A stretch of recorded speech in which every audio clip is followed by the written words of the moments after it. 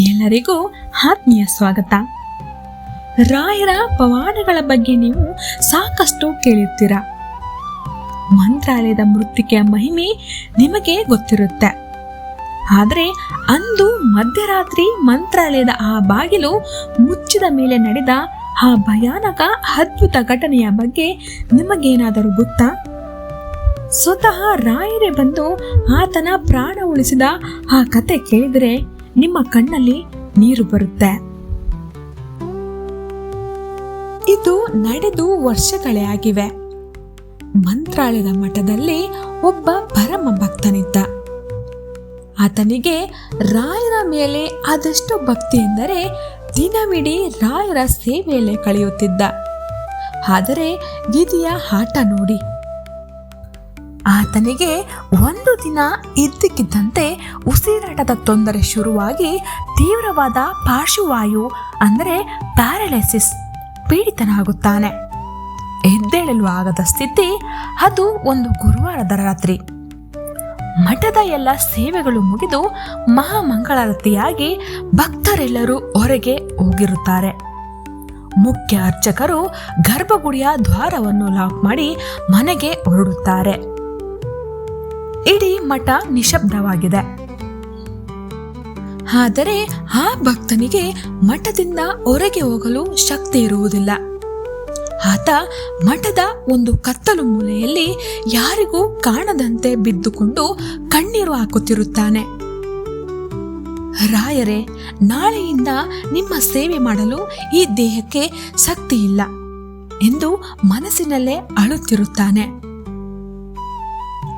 ಇಡೀ ಮಂತ್ರಾಲಯ ಕತ್ತಲಲ್ಲಿ ಮುಳುಗಿರುವಾಗ ಇದ್ದಕ್ಕಿದ್ದಂತೆ ಗರ್ಭಗುಡಿಯ ಒಳಗಿನಿಂದ ಒಂದು ದಿವ್ಯವಾದ ಬೆಳಕು ಹೊರಬರಲು ಆರಂಭವಾಗುತ್ತದೆ. ಮಠದ ಒಳಗಡೆಯಿಂದ ವೀಣೆಯ ನಾದ ಮತ್ತು ಓಂ ಶ್ರೀ ಗುರು ರಾಘವೇಂದ್ರಾಯ ನಮಃ ಎಂಬ ಮಂತ್ರದ ಧ್ವನಿ ಕೇಳಿಸುತ್ತದೆ. ಈ ಭಕ್ತನಿಗೆ ಭಯ ಮತ್ತು ಆಶ್ಚರ್ಯ. ಯಾರೂ ಇಲ್ಲದ ಮಠದೊಳಗೆ ಈ ಬೆಳಕು ಎಲ್ಲಿಂದ ಬಂತು?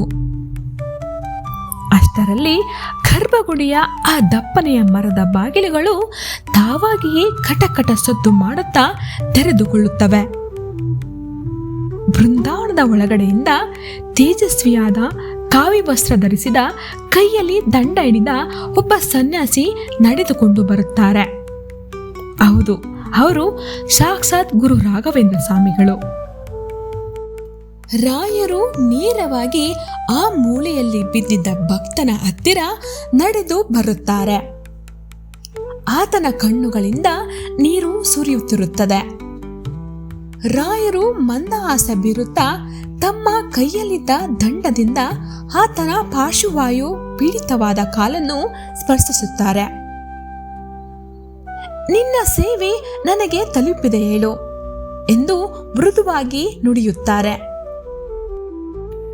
ಅಷ್ಟೇ ಮರುಕ್ಷಣವೇ ಆ ಭಕ್ತನ ಮೈಯಲ್ಲಿ ಕೋಟಿ ಸೂರ್ಯರ ಶಕ್ತಿ ಬಂದಂತಾಗುತ್ತದೆ. ವರ್ಷಗಳಿಂದ ಕದಲದಿದ್ದ ಆತನ ಕಾಲುಗಳು ಕೇವಲ ಒಂದು ಕ್ಷಣದಲ್ಲಿ ಗುಣವಾಗಿ ಬಿಡುತ್ತವೆ. ಆತ ತಕ್ಷಣ ಎದ್ದು ರಾಯರ ಕಾಲಿಗೆ ಬೀಳಲು ಹೋಗುತ್ತಾನೆ.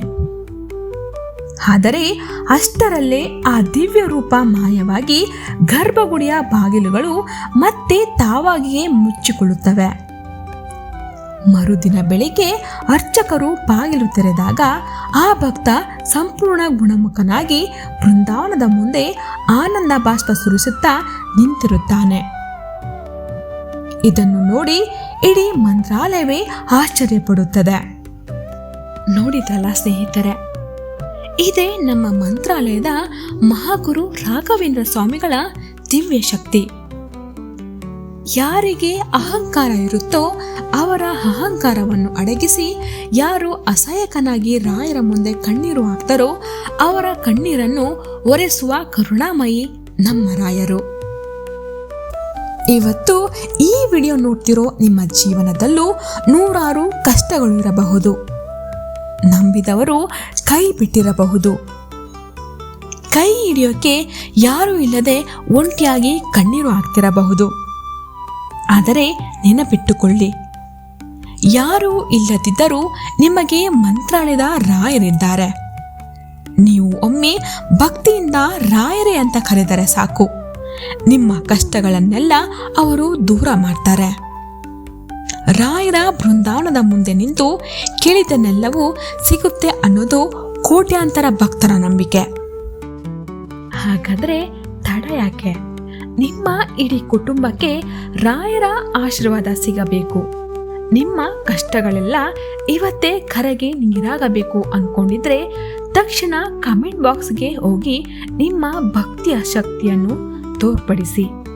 ಅಲ್ಲಿ ಓಂ ಶ್ರೀ ರಾಘವೇಂದ್ರಾಯ ನಮಃ ಅಂತ 3 ಬಾರಿ ಬರೆಯಿರಿ. ನಿಮ್ಮ ಮನಸ್ಸಿನ ಇಷ್ಟಾರ್ಥಗಳನ್ನ ರಾಯರ ಪಾದಕ್ಕೆ ಒಪ್ಪಿಸಿ. ರಾಯರ ಈ ಅದ್ಭುತ ಮಹಿಮೆ ಕೇವಲ ನಿಮ್ಮ ಹತ್ತಿರವೇ ಉಳಿಯಬಾರದು. ಕಷ್ಟದಲ್ಲಿರೋ ನಿಮ್ಮ ಸ್ನೇಹಿತರಿಗೂ ನಿಮ್ಮ ಕುಟುಂಬದವರಿಗೂ ಈ ವಿಡಿಯೋವನ್ನು ವಾಟ್ಸಾಪ್ನಲ್ಲಿ ಶೇರ್ ಮಾಡಿ. ಅವರಿಗೂ ರಾಯರ ಕೃಪೆ ಸಿಗುವಂತ ಮಾಡಿ ಹಾಗೂ ಪುಣ್ಯ ಕಟ್ಟಿಕೊಳ್ಳಿ. ರಾಯರ ಇಂತಹದೇ ಮೈ ಜುಮ್ಮೆನಿಸುವ ನೈಜ ಪವಾಡಗಳ ರಹಸ್ಯವನ್ನು ದಿನಾಲು ನೋಡಲು ನಮ್ಮ ಚಾನಲ್ ಅನ್ನು ಈಗಲೇ ಸಬ್ಸ್ಕ್ರೈಬ್ ಮಾಡಿಕೊಳ್ಳಿ.